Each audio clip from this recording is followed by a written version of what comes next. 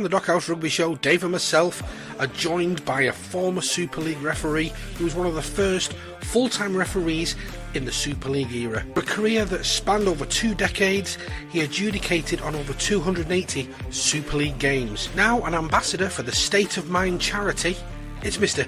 Ian Smith. Also joining us today is Mr. Mark Illingworth, host of the Super League Pod. Mark is a fan and student of the game and has a wide and vast knowledge of rugby league. He's also a pan eater, and if you're new to the sport of rugby league, that means he's a Wigan fan. But we won't hold that against him. But one thing is for sure, today's guests both know their onions when it comes to the sport of rugby league. Keith and Dave talk all things rugby league on the Dockhouse Rugby Show, with news, match reviews and special guests from the world of rugby league. Also available in audio format as the Dockhouse Rugby Pod. Gents, welcome. There's a lot to unpack, and we reached out to you this week just because the Twitterverse has gone crazy. The world has gone crazy. Rugby league is dying. It's the Armageddon is coming. Everything is at the end. But there are one or two questions that I think we could probably get a sensible answer to tonight. Whereas in the world of the Twitterverse and social media, fans are fans, and they're called fans because they're fanatical about their team and probably only see it one way sometimes. Whereas we always try and give the bigger picture. We always try and give both sides of the story on the Dockhouse Rugby Show. We're not biased in any way, shape or form, and we look at it objectively.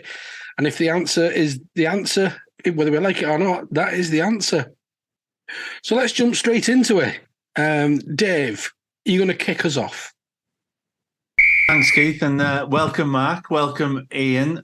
As you said before, there's so many things that have gone on in the last few weeks, so many talking points. Let's start with one big topic, and it refers to the hip drop. So before we get into the details, hip hop, yeah. So before we get into the details of the Morgan Knowles ban and 5 matches and why and where, what is a hip drop, Ian? It's had many names, to be fair. Once it was called the Ninja. Where a ninja was where it's like that, wrapping your legs around and bringing you to the floor.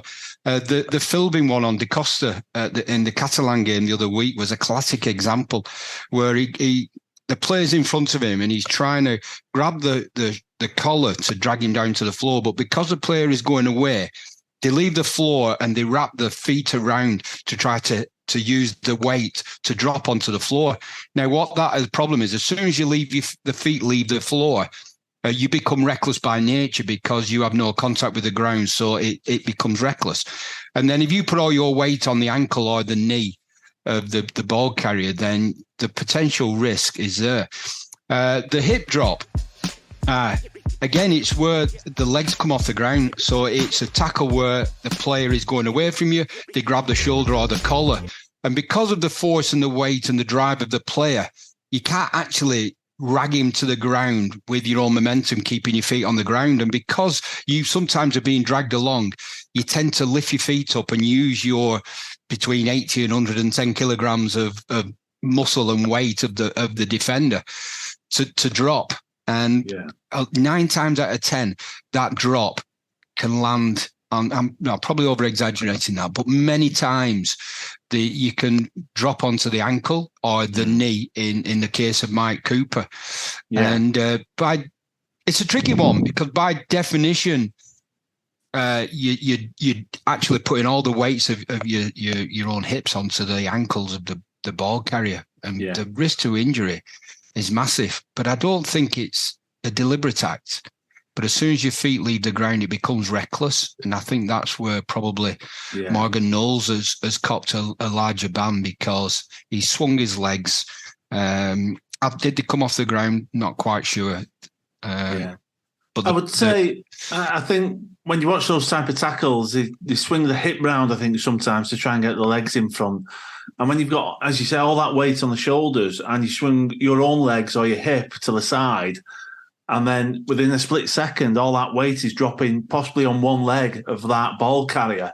As you say, it's so easy then for an ankle or an ACL injury, as we've seen in this case. And I don't think it's intentional very often by the defender, because it's happening at a million miles an hour. You don't have time to really think about what you're doing very often. It's just an instinct to carry out and try and bring that ball carrier to the floor. So I'm not sure. I mean, I suppose only the players themselves could tell you whether it was intentional or not, but I don't believe it usually is. I think it's normally just instinct and players trying to desperately make that tackle. Yeah. And in this case, it's led to a very, very serious injury for a player who's in the latter stages of his career. So it's potentially a career ender, which hopefully isn't correct. Hopefully he does make a full recovery and very speedy recovery. So we wish him all the very best with that. But it's a very dangerous technique. So I believe it's a technique they're trying to get out the game, really. I think they've increased the emphasis as well on it, haven't they?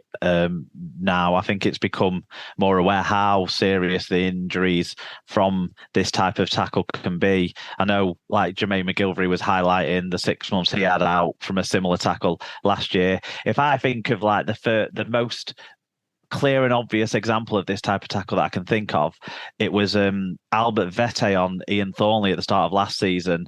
And that was a big bloke on an outside back. And that was one where he landed on the ankle rather than kind of came down the side by the knees, but left all his weight off the floor. And that's where you're seeing these long-term injuries, because you've got a lot of weight, like Ian said, coming off the floor and onto the pressure of one person. You've got 2 big blokes worth of weight on one bloke's ankles and knees as he's being pulled to the floor. Yeah. So add into that mix then, so we can hopefully clarify another issue here. Why did they ping Morgan Knowles? There was 3 men in the tackle. How can they pinpoint it to Morgan Knowles? And the fact is, like we've just stated, he swung with his legs in the air to put that added pressure onto Cooper's lower body, onto his legs. And it's his knee that gave out, which was another question. How fit was Cooper going into that game? Did he already have a knee problem? Was it going to go at some point anyway? And you answered that, Mark. You quite firmly said no. It was the fact that tackle did it. He ran in. He was running fine. He was all good up to that point. I've watched every game he's played this year. I've not seen him getting treatment on his knee or having extra strapping, particularly on his knee, to what you would expect. I think this is a prime example of what David was saying about there's no intention to cause injury from the way Morgan Knowles just doesn't think about the consequences sometimes of his efforts to make tackles. I think is possibly one of the things we could say is one of those really enthusiastic players. His whole attitude is built around his defense, really, and his toughness, and he's absolutely class, when he gets it right. But I think we can see by running through his judicial record over the last 3 years or so, he gets it wrong maybe too often, and that's culminated, I think, in this ban to an extent, rather than this being like a horrifically deliberate act by him. Yeah, I mean, it's not something you can train for, is it? You're not going to say to your teammates, "Run in, and I'm going to try and hip toss you and see if I can, blow your knee out." It's not something you practice. You're never making that tackling training on your own teammate, because you know what can happen. Yeah, exactly. But going back on one of your first questions was, how did they know it was Morgan Knowles in a 3-man tackle? Because he was the only one that grabbed the collar stroke shoulder. He was the only one that swooped the feet to that side. He was the only one that got into the position where there was any potential of a hip drop. The fact that there's 2 other players in the tackle becomes irrelevant as far as Morgan Knowles is concerned. Maybe they were pulling him to one side, but if he hadn't done the act that he was done, then Mike Cooper might not have had the injury that he has subsequently got. So there was only one, even though there was 3 people in the tackle, there was only one person at fault for that injury. Great answer, Ian. And, hopefully, that puts a lot of debate to rest. The only other section around that would have been, which we can answer here now as well, is, and I think we have anyway, but why a grade D charge comes with a 3-match ban, yet he received a 5-match ban. Why was that sort of scrapped and upgraded or escalated to 5 matches, and it's his previous conduct and also the length of the injury to Cooper, which comes into something we're probably going to talk about in a bit again, Ian, is the intent, but also the consequences of the actions. You likened it to getting punched in the face. If I punch you in the face and I break your nose, it's a lot more serious than if I just give you a punch and catches you on the chin and it doesn't do anything. Well, even in our justice, our court of the land, actual bodily harm and grievous bodily harm is about the intent and the injury and the outcome of that intended punch, if you like. So I'm struggling where people are saying, well, the injury should not be a mitigating factor. Absolutely, injury should be a mitigating factor, because what injury does, it proves force, it proves more intent. Now, I'm not saying he intended to put Mike Cooper out for 12 months. Absolutely not. But because of the recklessness of the tackle by leaving your feet off the ground, then any outcome of the length of injury has to be a mitigating factor regarding the grading.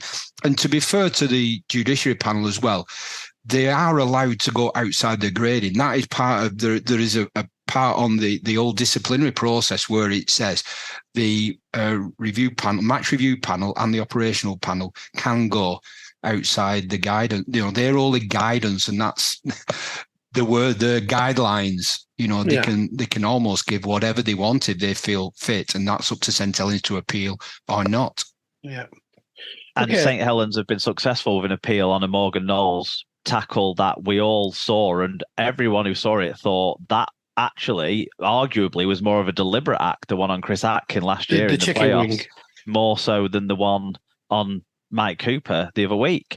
And that one, because of the way some of the wording was recorded basically in the first hearing about it was thrown on a technicality, wasn't it? They managed to get a lawyer who was clever enough to understand the wording better than the panel who'd written up the wording did themselves, and Morgan Knowles was able to escape a ban from that incident, and then got a ban from the next game he played, and a ban from one of the next 3 games he played in the World Cup as well, and has already had a ban this year, or a charge certainly earlier this year.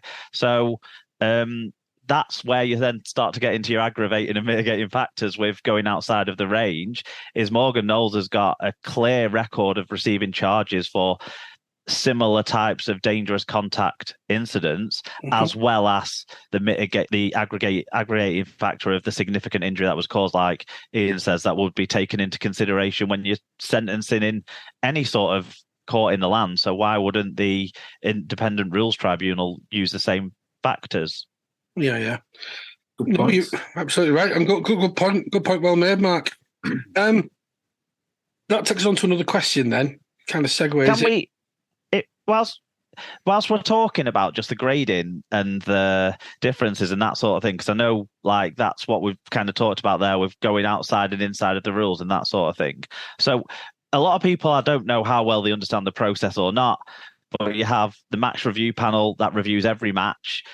Incidents that the referee gives a card for or puts on report are automatically reviewed, but also the match review panel, which is made up of ex-players played across the board in Super League, will make other observations themselves, and they'll give the grading of the incident from their observations, and then that, if it's a grade D or higher, will go to a rules tribunal, or if it's in fact it might have changed to a grade E and higher now, that goes to the rules tribunal automatically, or the club / player can contest the charging or the grading and go to the tribunal themselves, which is like what Morgan Knowles did last year when he got the charge for the Chris Atkin chicken wing.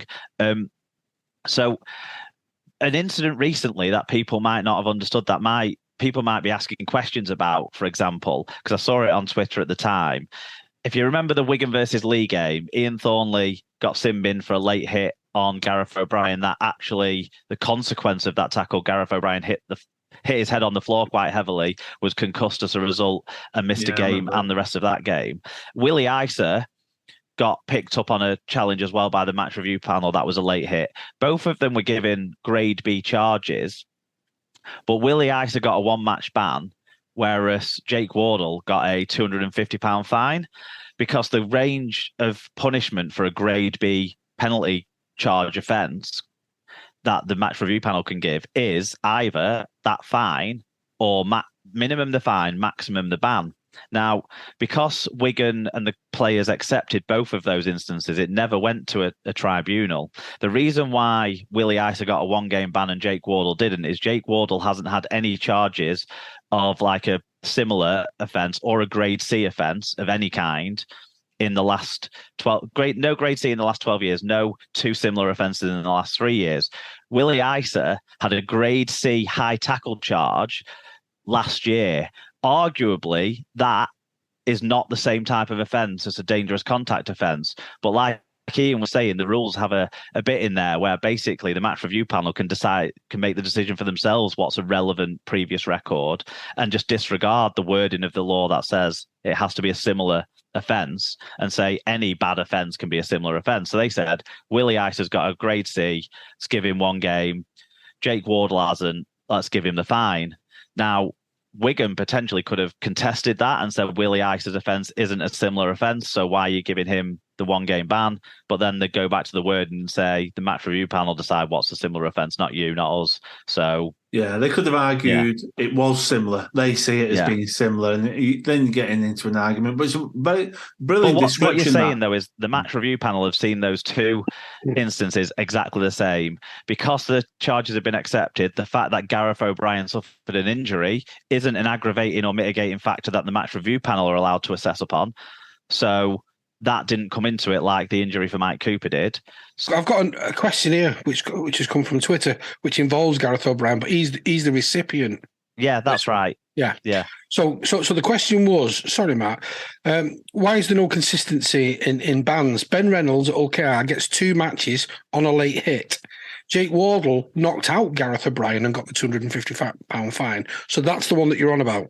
Yeah. The Reynolds one wasn't a televised game, so I've only seen like a 1 camera distance away angle of it. So and I don't know what Reynolds' past record is, and I don't remember if they must have given him a grade C charge for him to have got that sort of he got 2 matches. Yeah. So they must have given him a grade C charge to give him the 2 matches. And Jake Wardle got a £250 fine. Yeah, because they gave him a grade B charge. And he was at the lower end of that because he's got no past record. I can only assume that what's the Reynolds? What's his first name? Ben Reynolds, is it? Ben Reynolds, yeah.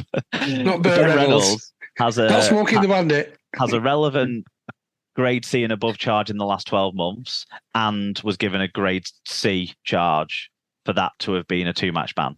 Right. Well, that question came from Stevie B on the Dockhouse Twitter. So thanks for your question, Stevie. Hopefully we've cleared it there. Ian, do you want to interject anything on that? Why would Ben Reynolds at OKR get 2 matches for a late hit and Jake Wardle knocked out Gareth O'Brien, got a £250 fine? Well, to be fair, I think Mark's absolutely nailed it there. It's about the frequency of the pass record and the grade at what the pass record is. And again, going back to our judicial system in the land, the more offences that you make, the higher the degree of tariff of punishment. And it just makes sense. You know, we're trying to stop players repeatedly making these type of offences. One, to protect the other player, but also to encourage them to play the game within the laws of the game in as physical but as safe as they possibly can. And rather than have so many players sat out, I'm okay with this fine system because, you know, it will hit them or the club in the pocket. And then if they keep doing it, that's when they start to get the bans and they start to accrue these multiple offences.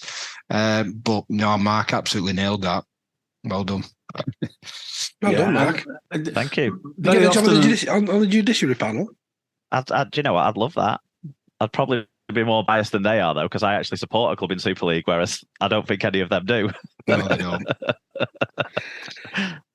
Yeah, I think the consistency question comes up time and time again, and you know, I've tried to answer it myself several times. Ian said this as well in the past. No 2 incidents are actually identical. They're often very similar, and often we can compare things at first glance, and then when we look at them in detail, they're actually quite different or subtly different that lead to different results, different bans or fines. And is consistency really achievable in a game, in a profession, any professional sport? You've got thousands of incidents per game run by different referees at speed, making a live call judgment. Is it possible to be 100% consistent across all those games with all those incidents in every round of Super League? No. Well, can I come in on that? Because you've got to take the referee away from that, because the match review panel will look at every single game in its entirety and they will make notes, and so they will judge each incident on that merit, regardless of what the referee has done, whether it's on report, sin bin, send off.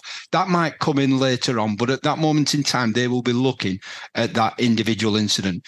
Now, every single tackle will have little different nuances. Does he lose height? What about the force? What about the mitigating factor of an injury?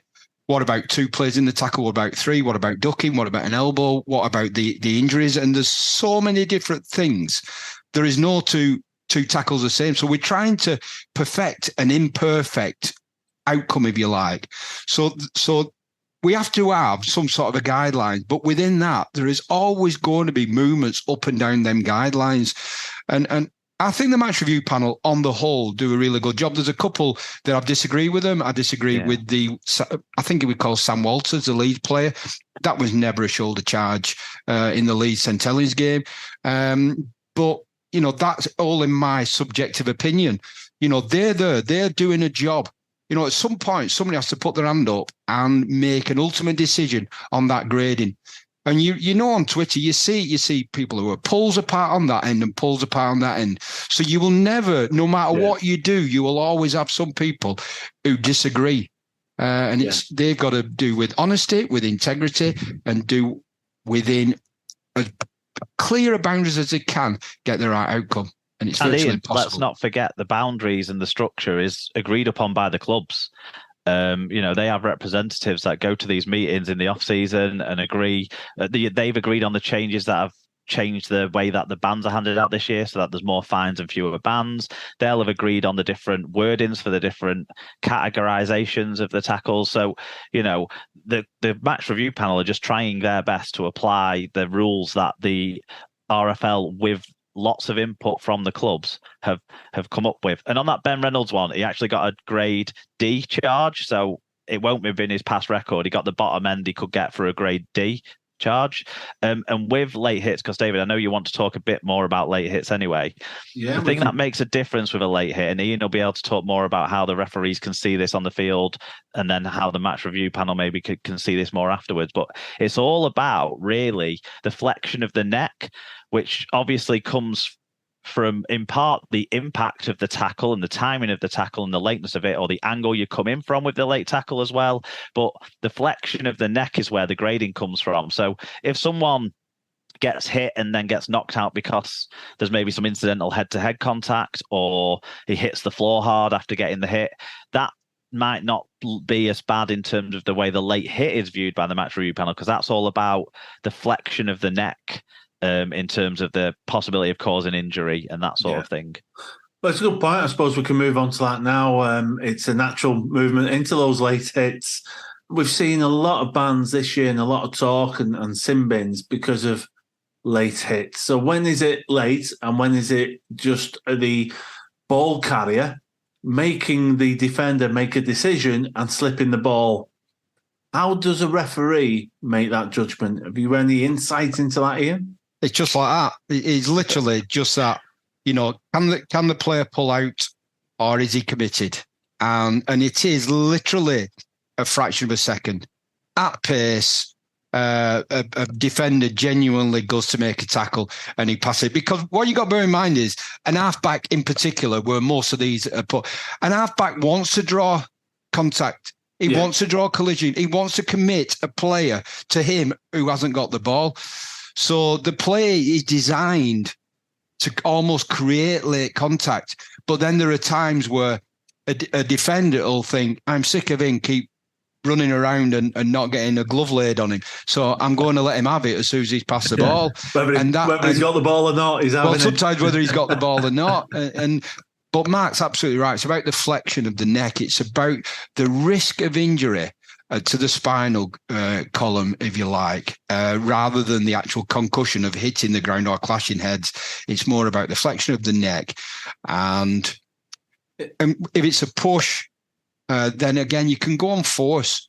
You know, if it's a little push where the end might go back a little bit, is different than they come in with a swinging arm after he's passed it. And you can obviously see the big. So even that, the flexion of the neck will be judged on force, the amount of whiplash that created. So it's not necessarily just about the lateness, it's about the force as well, and how much flexion on the neck that force has caused.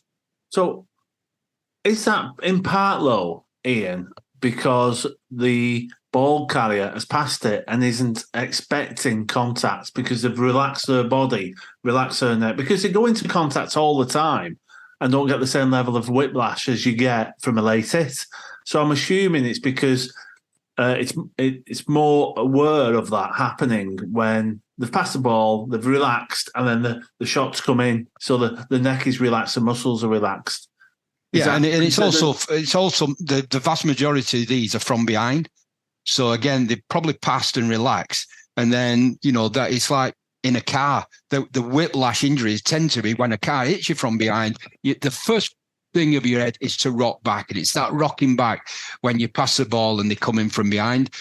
When you're going into contact and you're bracing and somebody hits you from front, even though your head might come down, that is not the risk. It's that going back where there's a higher risk of flexion to the spine. So I suppose if you've drawn the defender and committed them, you're going to get the tackle. So even though you've passed it, you're bracing yourself as you would if you were driving the ball up. So you're not going to get that same level of whiplash. And that's a fair late hit, even though the ball's gone, because it's a committed tackle, as opposed to a split second later, the ball's gone, you've relaxed, and boom, you've got a whiplash injury or you've hit your floor on the head. So it seems something they're more aware of this year. Sorry, I missed that. It seems to be something they're paying more attention to this year. Yeah, because they're trying to clean the game up. They're trying to make the game as physical as possible, but as safe as possible for players. And the whiplash injuries and the neck flexion injuries, potential long-term. So they're trying to stop players needlessly, not committed. They're not trying to stop committed players. They're trying to stop the needless push, mainly on the halfback, but it's not only, but on the halfback who's running across, who passes that ball, and somebody then comes bowling into it from behind, a needless risk to injury. Where in the past, it might have been a penalty, but now it's a penalty and a charge. Thanks, Ian. Thanks. The flexion of the neck sort of language, the first time I noticed that being talked about quite a lot was probably 2019, maybe 2020, going into 2020, was when I heard that getting used a lot in the match review panel minutes and that sort of thing. I think so. It's just becoming more aware of different things. I think constantly the game's getting more aware of stats and information and things like that. I mean, one of the things you've seen this year is less charges and stuff on some of the high tackles, or even some of the high tackles that we thought would be a yellow card or a red card in the past. The referee saying it lost height and you were doing you hit him in the head, so I've got to give something, but you weren't. It's not fully through your own actions that it's hit him in the head. And I think the Brad Singleton one in the Good Friday game is an example where he's made direct contact. It was a reach, not a swinging arm. I mean, watch it as many times as you want. With St. Helens fans will tell you it's a swinging arm, and I'll tell you it wasn't. But I don't think it was. It was a reach. But he's hit him straight in the head. And normally you'd expect that to have been a card or a charge. And it wasn't, because they've changed how they view that. But part of what's informed them changing how they view that, there's a big study done where it says most of the concussions seem to be the defending player making tackles wrong rather than them getting hit, the attacking player getting hit in the head. So it's always being educated all the time, these things. Which makes it the bizarre thing about, sorry for cutting across you, Keith, which makes the rugby union thing about tackle from the waist down ludicrous, in my opinion, because the vast majority of them concussions are players getting the head on the wrong side, or Defenders two players hitting coming in are clashing heads. So if you're going to make tackles from the waist down, you're going to create more of that. I've been concussed twice playing rugby, and both times were I went low and got my head in the wrong position, the hip. It's surprising how many concussions happen from the hip. Hip or a knee. I got one off a knee. Doing a tackle, coming down, sliding down. They've escaped out, boom, gone. Yeah. Which is why you changed your tackling style and started tackling people around the head. You found it much safer. Was much. I had far less concussions when I was doing head-high tackling, I've got to say. But Mark's made a fair point there regarding the height. You know, that is a thing that the referees have changed. You know, because Brad Singleton, if I can't remember who the ball carrier was, but if the ball carrier had kept the same height, you are allowed to swing with a swinging arm, by the way. You're just not allowed to make contact with the head. So even if it is a swinging arm, if the ball carrier hadn't lost height at the very last second, we're talking about, you know, at what point is it committed, or at what point is the push for the whiplash and the flexion of the neck. And it's the same with that. Brad Singleton, whether it's a swinging arm or a grab, whatever, if it wasn't for the ball carrier losing height, that would have been a perfectly legal tackle. But yeah, just like that, a fraction of a second, we're talking a fraction of a second, the ball carrier loses height, then yeah, absolutely, it's going to be a penalty because he's made contact with the head. But I'm cool and I'm okay with the benefit of the doubt now going with the defender, because he did not go in with the intent to clock somebody around the head. It's not an intentional, and I think that should be factored in, shouldn't it? You know, was it an intentional swinging arm to the head? No, it was an intentional swinging arm tackle to the chest. To the chest, but the trajectory of the opposing player differed, and it ended up a head tackle. And I want to play devil's advocate here then as well, because I hear a lot of people going on saying the game's going soft, you know, the penalising late tackles more, high tackles more, you know, it was better years ago. What's your opinion of it? Obviously, the intensity of the tackle within the game at the moment, Ian and Mark. It was brutal back in the day, and the sad thing is that the amount of concussions that some of these players are getting, and I'm not going to go down that route regarding some of the cases that people are bringing now. It was brutal, and we were, I won't say openly encouraged to miss high tackles, because we weren't, but there was an acceptance. A lot of these little grabs now, where it starts there and it's an almost just a little grab, they were never ever thought of as high tackles. It was part and parcel, if that's the right word, that it was inevitable that some players will get some head shots. Yes, by all means, get the swinging arms and the, you know, my good friend Barry McDermott with Stuart Fieldens and your Nick Fozzard, which was on the other. You know, they're high tackles, but the game was brutal. I missed the biff, if I'm being honest, but I don't miss the consequences long term for the player about the biff, because we've got to look after players. We talk quite a lot now about contact force. So I know back in the day, in sort of the area alluding to there, and yeah, your props and you've always tended to be bigger than your backs, were now they're a bit more interchangeable, a lot of the players, and they're all very athletic, very muscular, but not always carrying the same level of weight as they once did. But I think the force of the tackle is just as great very often, and probably more consistent. So you might have had some bigger hits from the big forwards in the past, but now you're getting a lot more force from probably lighter people, just as muscular, but maybe not carrying just as much weight. These are broad observations, by the way, you know, very broad. But you're getting that constant contact force that I've heard coaches speak about, even if you're 80 kilograms, and as you say, Liam Farrell, the contact in those tackles, extreme force, even though he's a lot smaller than some of the back rowers we've seen in the past. So It's an interesting topic, thinking about force, and it all works with the late hits and high tackles. It all has to be factored in and considered. But if I can move this along, if there's no other points on that, to kind of the third and final topic on referee decisions, and that's around touching down the ball.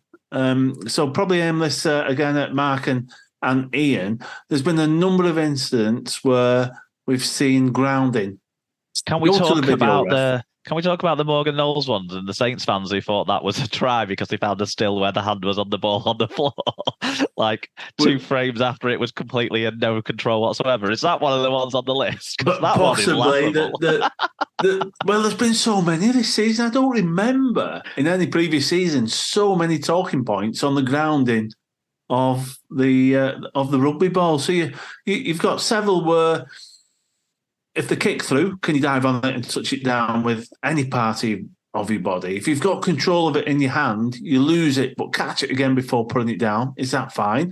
Or is it not fine because there's been separation? If you ground it at the time you've dropped it, is that different than having the separation, catching it, then putting it down? There's so many subtle variations. We've seen them where they've touched down, but they've rolled onto the forearm.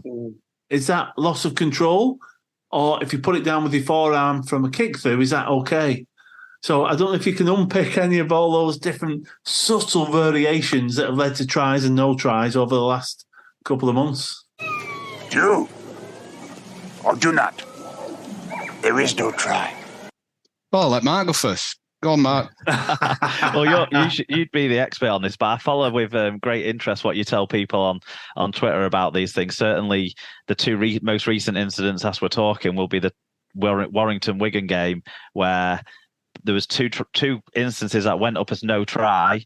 One was overturned by the video referee, and one was not overturned by the video referee. The one for Brad O'Neill, the video referee decided that there was still contact with the ball when he got it grounded. He still had it within his fingertip grasp, so he hadn't lost control. Whereas the Greg Minikin one, the sort of decision was that his hand came away from the ball. So in that happening, he lost control. So even though he managed to, it seemingly to me, maintain some sort of possession in sort of the crook of his arm type thing as he was going to the ground, I thought that one was fine. But when it's gone up and you can see the hand coming away from the ball, that's where you're talking about that regathering and not regathering, isn't it? And obviously the Morgan Knowles one, where he clearly dropped it, hit the floor, and then he put his hand on top of it. Totally different situation altogether. Yeah. Shouldn't even be a debate. It's laughable that it was.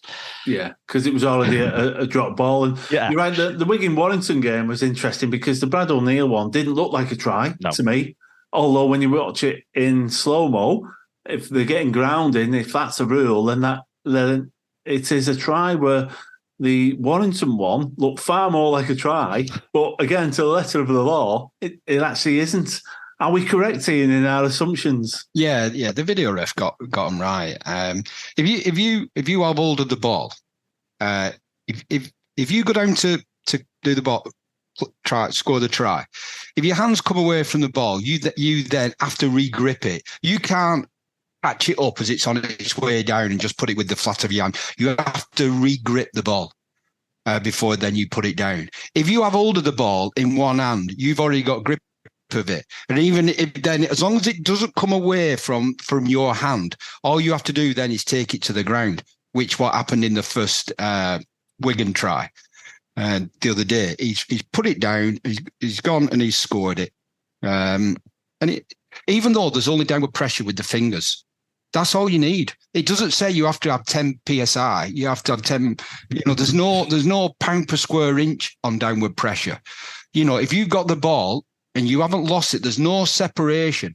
Then I'm coming down. The ball can be coming away from my hand, but as long as my little finger's on it, there's no separation from the hand. So as long as I go down, even if the ball is coming away, if I go down and I get downward pressure with my little finger on that ball, that is a try. And the first try, it seemed, the referee was onside. He come from behind. The way the ball bounced up, it looked all day long like it was no try.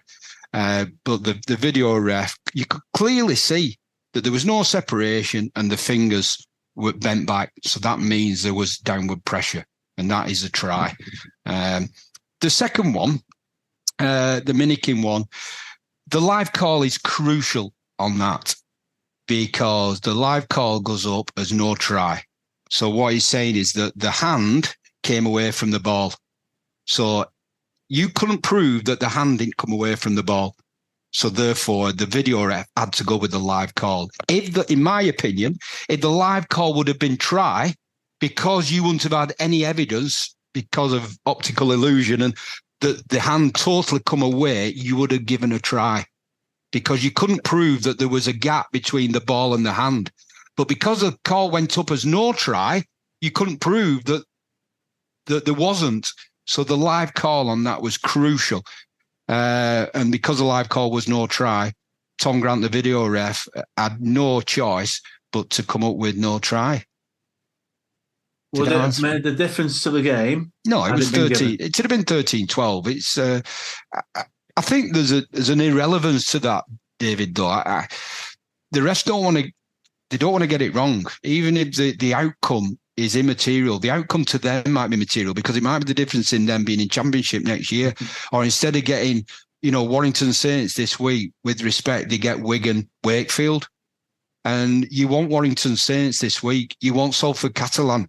You want Leeds. You don't want with respect.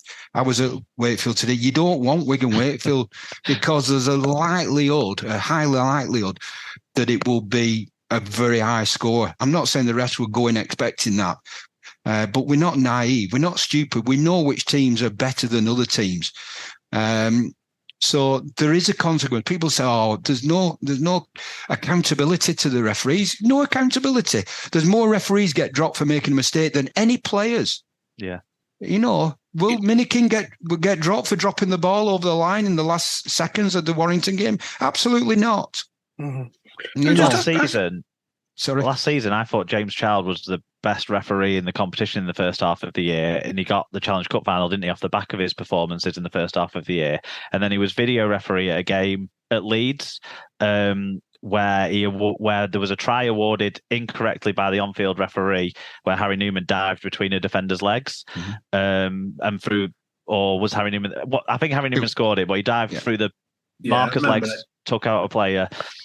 Went up to the video referee, who was James Child. Everyone knew that James Child should have been overturning that, but James Child made a mistake and went with a live call and allowed that try to be given. James Child then didn't referee a game in Super League for 6 weeks, I think, after that. And he was the best referee in the competition up to that point. Well, that's my opinion anyway, but he clearly was thought highly of by the referees department as well because he got the Challenge Cup final. And I just thought that, that shows the scrutiny that and he wasn't the only one who made a mistake in that instance, but his was the more clear one because he had the time to sit there and watch it and call it right. And he lost his games for the next 6 weeks because of that. Yeah, and who knows if that played a part in his decision to retire. Yeah, the punishment was disproportionate to the offence, if you like, what James made. James had a brain fart. He just lost and he gave an incorrect decision. And he'd say that he was wrong as well. I actually spoke to him about it during the World Cup game, and he said, I deserve to get suspended. I deserve to get pulled because I've made the wrong call, and he deserved the criticism, he said. So the answer here is, and to put out there to the viewers, is that, yes, there is a consequence to referees for making bad judgments in a way, or having a bad game. Well, people don't look at the appointments on a weekly basis. They just assume that match officials and referees aren't accountable. But if you watch the appointments on a regular basis, you will see where referees are dropped or arrested or whatever you want to call it. And not only does that have a consequence on the finance, they don't get as much money. Mark's absolutely spot on. That probably cost James a grand final. Or certainly thereabouts a grand final, but people don't see it because, one, they probably don't want to, because it's easy to say that it's the ref's fault. And look, again, we're not fallible. Refs make mistakes. A referee will run 11 kilometres in a game. They'll burn 1,700 calories. They'll have an average heart rate of 155 to 160 beats per minute. So the amount of thousands of judgments that they're making, so not up here, but also physiologically as well. I've never made a mistake from my settee watching a game on Sky, but I made plenty out there because people don't realise how difficult it is. But to say that there's no consequence is a bizarre statement. Yeah. And I'd like to change the mindset towards referees as well, because they are the pantomime villain. Everybody, either side, would, not favour a referee before a kick-off. And when your team knocks on, you don't boo them. You don't call them all the names under the sun. You just don't. They don't do it again. And if they do it 2 or 3 times on bouts, they might get a bit of stick from the crowd. But that's it. People love them again. Whereas with a referee, like you say, you're making constant decisions under immense pressure in split seconds of time. And I think they should be given a fair crack of the whip, really. And people should back off and just realise that the people doing a job for pay, and if they don't do it right, like you say, Ian, they'll go to the lower leagues or a lower game or miss out on a cup final and they get hit in the pocket. Mm-hmm. There are consequences to the job. And they don't do it on purpose. No. Yeah. Well, if it was easy, everybody'd do it, wouldn't it? Yeah. But I just want to pull you up on some of what you said before, Ian, if I can, and if you don't mind. You said you wouldn't want to do like a Wigan-Wakefield game where let's say it's like 60-0. Why would you not? No. I know it was probably a bit tongue in cheek, but is the games where if it's one-sided as a referee, what would you not enjoy about that, or does that not matter? Look, it was slightly tongue in cheek, but I'll tell you now that all the referees, the full-time referees this weekend, they'll be wanting Warrington Saints on Thursday. They won't be wanting. It's a profile thing, isn't it? Rather than a disrespect to the you don't wanting to. They don't think necessarily Wakefield, Wigan, whatever. No one is going to be really paying attention to that game unless Wakefield beat Wigan, and which would be a surprise. Whereas everyone will be watching the Thursday night game on telly, the Friday night game on telly. Everyone will be watching, to see if Warrington can keep top, because they won't be top if they lose on Friday, or if St. Helens can, keep sliding towards relegation and being in that battle with Wakefield. Yeah. So but going back to your original point, it's there is a competition within the refs department. So if you get that game on Thursday night, that you're running well. If you get the Wigan Wakefield with respect again, you'd be thinking, right, what do I need to do to get the Thursday, Friday night games with the big teams? Right. What am I doing something wrong? Because there are hierarchy within Super League games. Like there are, the rest want to be on them best games. That's human nature. Yeah. They're incredibly competitive bunch, as we were. With some incredible characters. The first 6, I was in the first 6 to be made full time in 2006. There were Ashley Klein, Richard Silverwood, Steve Ganson, Phil Bentham, Ben Thaler, and myself. And there were some strong characters, but they wanted the finals. They didn't want to pat me on the back and say, "Oh, well done, Ian." Not that I didn't get any, by the way, but they wanted them, and so really competitive. That's why they don't want to make mistakes. It don't matter. It doesn't matter. Wigan still won the game. It does matter. I can assure you, to me, Chris Kendall got that decision wrong on Friday, which he didn't, by the way. He will have been gutted. Yeah. Does it give you, or is it a bit more intense when it is a televised game and it's a big game? And do the butterflies kick in, or is it just like any other game? Or when it's a bigger one, do you feel it a little bit more? Yeah, of course you do. I think that's human nature. Whether it's conscious or subconscious, but when you walk out and it's just electric, and you don't know the outcome. You don't know that because, and you look around and you see all your different protagonists, and you're thinking, right, I've got to be careful of him stealing ball. I've got to be careful there where it might be a high tackle. I've got to work on this right on the edge because I've noticed that they keep going offside in other previous games, and you're muddling it, and it's just wonderful and you've got all them emotions, and even now I can feel the goosebumps just coming up, and you want them juices to flow. But also, what you've also got to do is, on the Wigan-Wakefield game, again, going back to with respect, you got to prove that, right, if this is where they see me in the hierarchy of Super League, I've got to show my coaches and my bosses in the game that this game isn't beneath me. And I want them to show, I want everybody to see that really Ian Smith shouldn't be on this Wigan-Wakefield game. He should be on the next Saints-Warrington or Wigan-Saints game. And that's the mindset that you have to have as a referee to prove to your bosses in the game that you want the next big game, you want the semi-final, you want the final. It's a way of always striving to better yourself and be seen to do better and climb that ladder. Everyone in a career has aspirations to be as successful as they possibly can, and that's no different with referees, you're saying. It's how you measure success, though. And this is a, I never refereed a grand final or a Challenge Cup final or any final. But when I first started refereeing at 30 years of age, my ambition was to referee one Super League game, just one. That was it, one Super League game. I refereed 282, so I overachieved 282 times on my original ambition. So again, it's where you measure ambition and where you measure what is success. Well, there is a philosophy that you may be aware of that your personal satisfaction comes from where you believed you would be in your life at this age in terms of achievements to where you actually are. So if you believed that you would be not in employment at all and you're working in a very basic job role, you can be very happy because you've exceeded your expectations.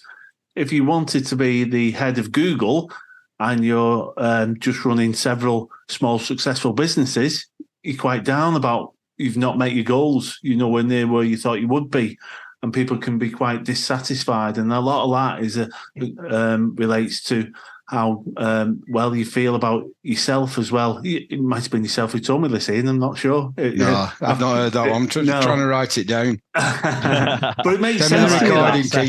Will do. But it does make sense to me that, and I think you've touched upon that. You aim to have one Super League game, and you had 282, was it? Therefore, you're very successful in what you set out to be. So hopefully that helps explain measuring success. When the first ever episode of Super League Pod had 50 listens, I thought this is amazing. This is the most crazy thing that's ever happened. And we went on and did it for 9 years, getting many more than 50 listens per show. So yeah. So you felt great about that because you achieved more than what you set out to achieve. Exactly, yeah. So it was very, very successful, and it's a brilliant pod, and hopefully you'll bring it back sometime. No, it's not coming back, mate. I don't know about that. I don't know. I'm going to keep pushing you on that. I think we've got a little winning formula here with certain things that come up. I mean, Mark, you're very good on your statistics, and your memory recall is far better than mine. It's amazing, mate. And I haven't got the direct experience that you three have got of actually being involved in these high pressure moments. So from the sidelines, I just need as much knowledge as I could consume. But that's why it works. It's it's a nice little mastermind that we've got going on here. It's great. I think there's. Can I ask Ian a question before we move on to your stats, David, that you want to talk about? Is that all right? Because whilst we're talking about performances and things that have happened in games and stuff, did anything ever happen to you like what happened to Tom Grant in the Castleford-Wigan game earlier this season, where effectively he got in the way of the play, didn't he, and stopped what could have been a try being scored in that game? And how would you react to that sort of a moment in a game as a referee? I don't think I ever got in the way that way. I have got in the way of fullbacks who were going across and trying to get across, but I think some of that they was trying to make an excuse. There was one St Helens going back many years ago, and I can't think of the second row, what he was called, an Australian, Darren. Derek McVeigh? No. Anyway, it doesn't matter. So he went into the in-goal area to score a try, and I couldn't get out of the way, and he pushed me over. As it happened, Was it not Jared McCracken? no, I can't think who it was. He had a brother who played in Super League as well, but it doesn't matter. And he run into the in goal at Knowsley Road, and he pushed me over because I couldn't get out of the way quick enough. And as he dropped the ball, but as it happened, it doesn't really matter because if you drop the ball over the in goal area by running into the referee, it's covered by law anyway. So the try was still awarded where he dropped the ball, but I just couldn't get out of his way quick enough.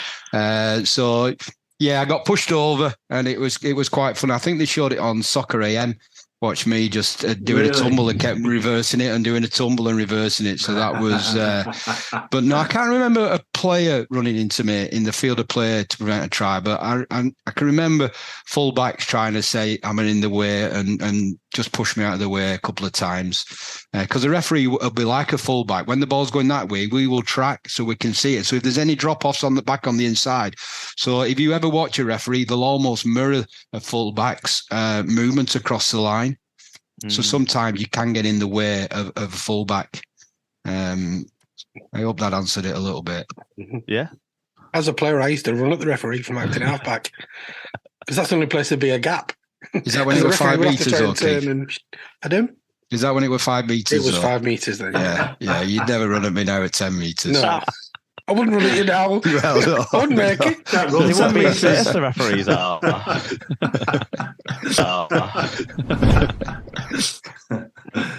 So, should we move on to the fan perception survey then, Keith? Yeah, let's do it, Dave. You've been busy this week with your little surveys.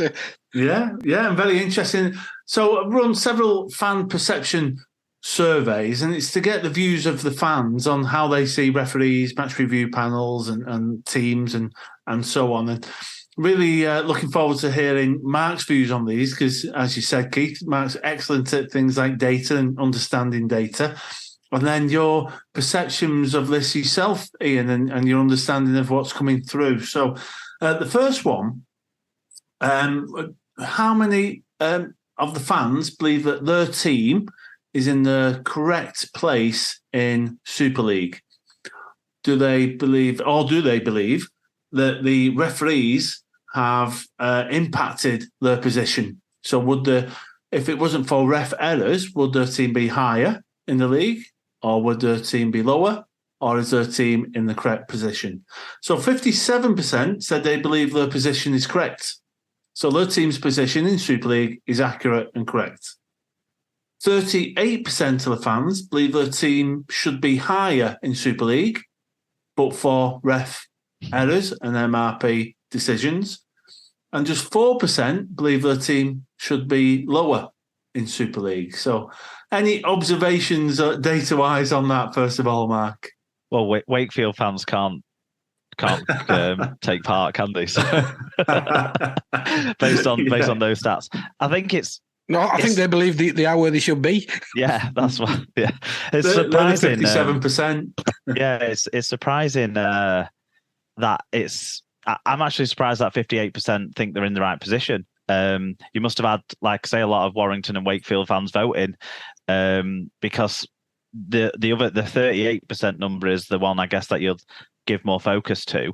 But that's quite a decent majority of people thinking that the team's in the right position. That suggests there's an element of level-headedness among Super League fans that I think your next results are going to push out of the picture. Quite possibly, yeah, quite possibly. And I suppose 38% of the teams couldn't be higher and only 4% be lower. It would have to be an equal number, wouldn't it? I don't know. I do like maths. I'm just smiling because I'm surprised it's not 100% of the teams, except for Warrington, because you can't go higher than first. Will not blame the referee. So fair play to some of them who didn't blame the referee. Yeah. Well, it may be contradictory when we look at the second one. So the question was, do you believe your team is more harshly treated by refs and the MRP and the RFL in general than other teams? 86% of fans believe their own team is treated far more harshly. 13% think it's equal. And just 2 people voted with an overall 1% felt their team was treated leniently by the RFL. So 86% of teams are treated more harshly than other teams. Can you understand that data for us? That's closer than what we would expect, wouldn't we? So, like, one thing I've always said is there's probably, depending on what, whether you're on a video referee game, in which case there'll be 4 people in the stadium that aren't biased. If it's a no video referee, you've got in-goal judges. There's 5 people in the stadium that aren't biased. Outside of those 4 or 5 people, everyone else is biased. So you would expect most people to think that their team get the wrong end of the stick, because that's, in a way, it's part of our job as fans, isn't it, to think a little bit that our team are badly done to and try and put some pressure on the referee. You'd wonder if, say, it was the opposition fullback throwing the forward passes that Brent Webb used to throw to set up tries for Leeds Rhinos for all those years, would he have got away with it in front of that south stand, shouting forward at every single pass, no matter how many yards backwards, sideways, or what have you it might be? The job of the fans is to put a bit of pressure on the opposition, on the referees, and put a bit of support behind your team during the 80 minutes, of course. Where it becomes a bit silly is when it rolls over into things well outside the 80 minutes, like voted in this poll that your team is more harshly dealt with, because you're looking at this with only the angle of what you see as a fan of your team. And I've learned from many years of trying to watch as many Super League games as possible, that within games there might be games that feel like the decisions go one way or another, but actually it's pretty much consistent that when mistakes are made equally amongst all people. And don't forget, the referee has to make more involvements in a match than any other player has to make. So they're bound to make some mistakes. So yeah, that doesn't surprise me because of how biased we all are. But at the same time, it's nonsense and can't possibly be the truth that every team is more harshly dealt with by the referees than every other team. Yeah. Well, I think it's great that everybody thinks that their team is harshly done. So at least it's a complete circle, isn't it? Yeah. All right, it's not 100%. One thing we agree on. But so if every single fan always used to think I favoured the other team. Well, so that means I've favoured all the other 12, or all the other 11 out of 12. So therefore, it's a perfect symmetry, because I can't be biased. I can't be biased against every team. Two teams are playing. Apparently, I'm biased against both. Well, I can't be biased against both. I'm biased for both. So that's the beauty about that stat. It just shows that everybody thinks the referee wants the other side, but even the other side think that the referee wants that side. So it's a great stat. I don't think you actually see the errors that go in your favour. If a referee misses a knock on, and it's in favour of your team, it almost doesn't register. But if that error is against your team, you think he's just making up for the ones that have gone against your team, it counts. The ones against your team count double. Justified. David, it's justified. That's what you tend to tell yourself, isn't it? Well, when you see one go against your team, you're in uproar, and you remember that. So after the game, when you're thinking it through, you're thinking, we were really robbed by that ref. Not thinking about all the things that went in your favour. I'd say it's probably cognitive dissonance as well, because very often you want to come away from a game, it can't be my team who lost that. We're too good. No, I can't have that. It must have been another factor that led to our team losing, which must have been the referee, or we were missing a player because the panel banned them for so many games, 4 games when it should have been 1, and it's unfair. So I think there's a lot of that going on. Well, I've just got one more left, and then I've got a question that's come in around potential bias.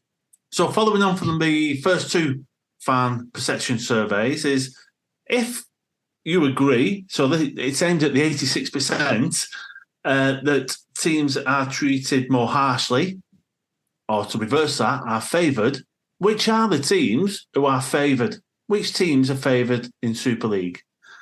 There were 4 absolute standout teams who are favoured by referees, according to the survey. And those are Wigan, they're top, St Helens, then Leeds, then Warrington. So those are the people who 4 voted on teams. this were Saints fans voting for Wigan, Warrington fans. Yeah. Possibly. I just think it's nice to be top of the table for us. It's been a while. So. It has been a while now, What we could do is list all 12 in order, and then the referees know before they take the pitch which ones they're favouring, in case they forget, because it'll tell them on this list. I think Mark's got a point, though, just jumping in on that regarding the volume of the crowd. What you get is you get a genuine penalty that was needed to be given. But because the crowd have bellowed it, there's almost a perception that it's a crowd penalty.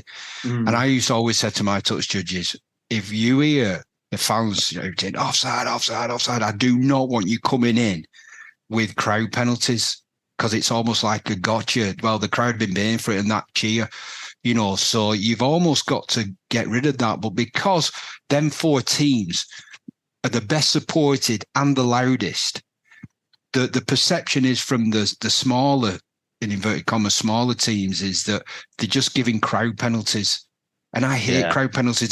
The penalties are genuine, but because the crowd are baying for it, for the lesser teams and the lesser supported teams, Brian McDermott always used to say to London Broncos, because the Norway fans travelled up to your Wigan, your Leeds, your Saints, there was no shout of forward. There was no shout of get them onside, because it wasn't there. So all the penalties seemed to go for Leeds, Wigan, Saints because of the volume, which is exactly what Mark's saying there. Yeah. But whether that's subconscious, because I would never go out and consciously give a crowd penalty because I used to hate it. But sometimes they are necessary. You've just got to give them because it's the penalties right, not because of the crowd. But again, going back on perception is, the crowd's given that. They shouted the loudest and got it. And because they're shouting the loudest, they got it. No, they got it regardless of what the crowd said, because the opposition were offside. But perception is 9/10 of the law. What jumped out at me at this is those 4 teams who are favoured far more than the others. 3 of them are the most successful teams in Super League, and one of them is the current top of the table. So have they only been successful and are Warrington only top of the table because they're being favoured by referees, or are they top of the table because they're the best teams and therefore it appears, as you say, it's just appears in the perception that they get favoured? Which one of the two? Well, the top of the table because it took them 9 weeks to play Wigan. No, but the top of the table because they've got George Williams and Paul Vaughan, who are probably the 2 best players so far, all told, this season. That's why at the top of the table. But the reason why, like you say, those 4 teams come out on that list is because they're the 4 most hated teams. So they hate each other, like Keith was pointing out, and then all the other 8 teams hate them too because they're the successful teams. So obviously Hull FC are a very well supported team and had some success a few years ago in the Challenge Cup, but right now their fans are probably ducking social media anyway, so couldn't get involved in the poll to say it's the Robins that are the most favoured team. Well, many fans would argue it's because they're the top teams, referees assume that they're going to be onside and therefore don't give them offside even though they are. So there's a subconscious bias. It's not something I've ever bought into, I'll be honest. Not that subconscious bias doesn't exist in humans and human society. It does. But you simply call them whether they're onside, offside, whether it's a knock-on, not a knock-on. I don't believe a subconscious bias plays as any significant part in all those decisions. Can anyone prove me wrong? Look, what you find is, forget the offsides for a minute. What you find is the best teams have the best players get the best contact. And the best contact means that you don't need to have that second leg pull. That means you don't have to go back in with the hand on the ball to slow the ruck down, because I've slowed and controlled the ruck just purely on dominance. And I can go into the Wigan-Warrington game. There was a lot of chat about play the ball speed. Wigan earned the right to control the ruck speeds on Friday night because first up contact was tremendous and Warrington didn't have any answer to it. So if you've got the better teams and the better players, I can't ever remember, what was he called? Played Brisbane great. Went to Bradford and Catalan. Just forgot his name. Steve Menzies. I can never ever remember penalising Steve Menzies for interference at the ruck because he's clinical. The way he bent his back, the way he drove, the way he cut a player in half, the way he ended up on that tackle. He didn't need. to go put his hand back on the ball. So the better players will be penalised less because, by definition, they are better players and they will end up in better positions. So therefore, the 10 metres are coming back. They don't need to go early because they know they'll win the next collision. So that's why they're the top teams, because they got the best players and they don't need to be penalised like the poorer players that are hanging on, if you like. Yeah. It's an excellent point, Ian. Really well put. Thank you. And there's a question coming from Nicholas Mew, who's a friend of the show. Comes from Canada, a big fan of Toronto when they were in the Super League. And he said... captain of the Grizzlies. Captain of the Grizzlies, yeah. He's been over here a couple of times with the Masters. Great guy.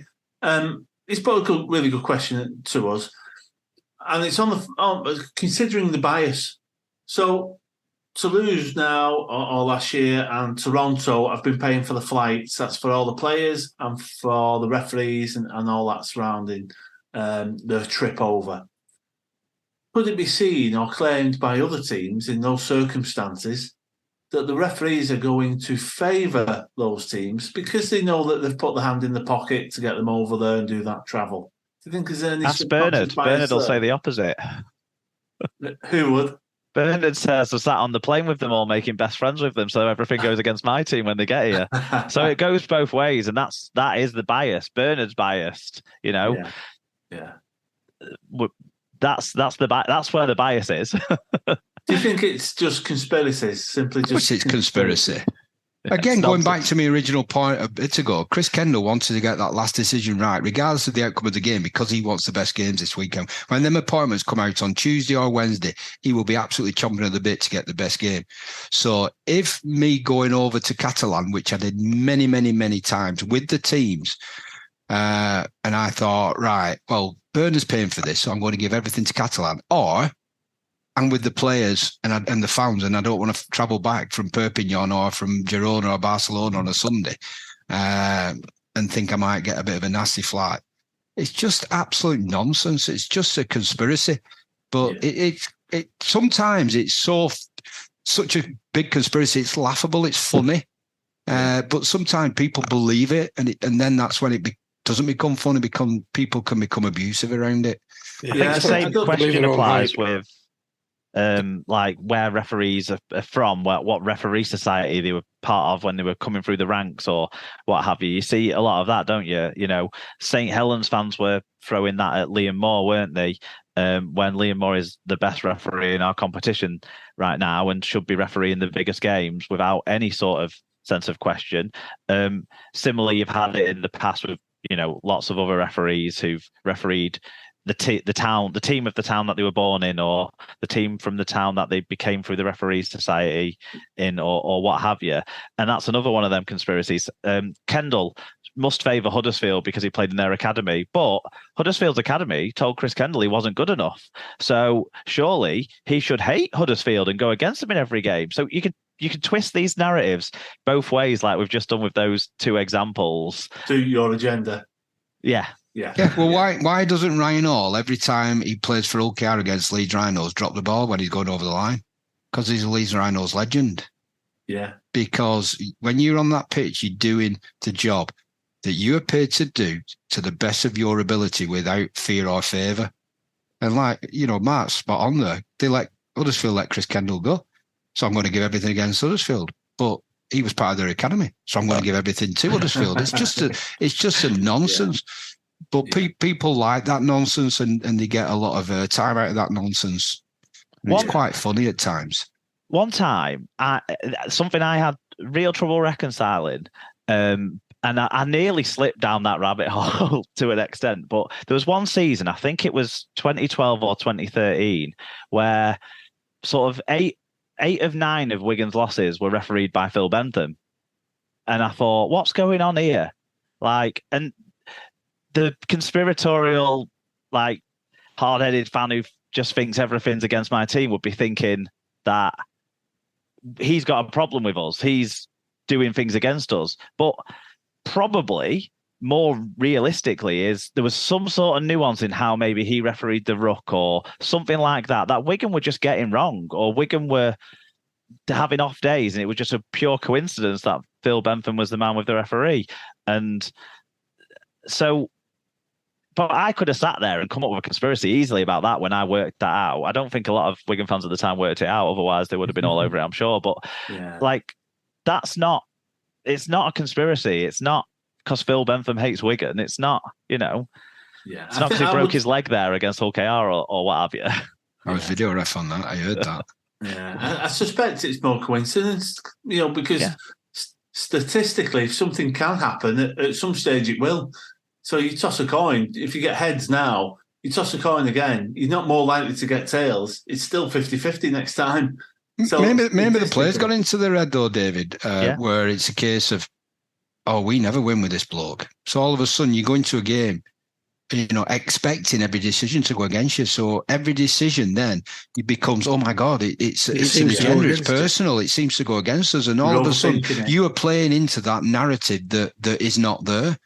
Yeah. And that's another thing with the best clubs and the best coaches. That year Wigan still got to finals. Wigan still, I think, won either the league leaders or one of the trophies, because Sean Wayne would have been saying to the players, like, it's not, they're not, we have to be better when he's refereeing our games, not he's a problem that we have to be worried about. And, I'm sure that's what Justin Holbrook would have done with his teams and Christian Wolff with these, dominant St. Helens teams that they've coached. I'm sure, Brian McDermott would have been the same with his Leeds teams that were so successful. You wouldn't let that seep into your mindset, like the idea that sort of Ian put out there. The best coaches at the best clubs have a better mindset and a better culture that doesn't let things like that seep in. Yeah. The answer is to play better. All of these two play better. Take the ref out of it. Yeah. Ignore the ref. Win collision. Get back 10. Go up. Win collision. Put players into gaps. Be faster. Be smarter. Be stronger. And the referee becomes a non-entity.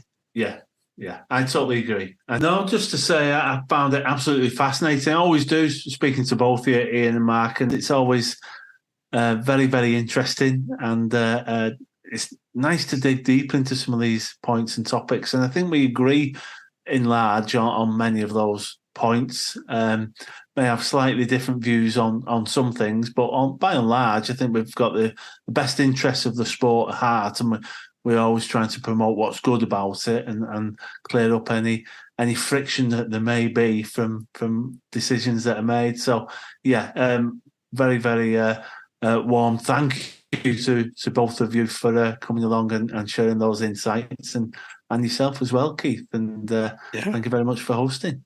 Yeah, no, well, we both did it. Thank you. And thanks for coming back from Helvellyn, from your walk today, and all the way back from Wakey.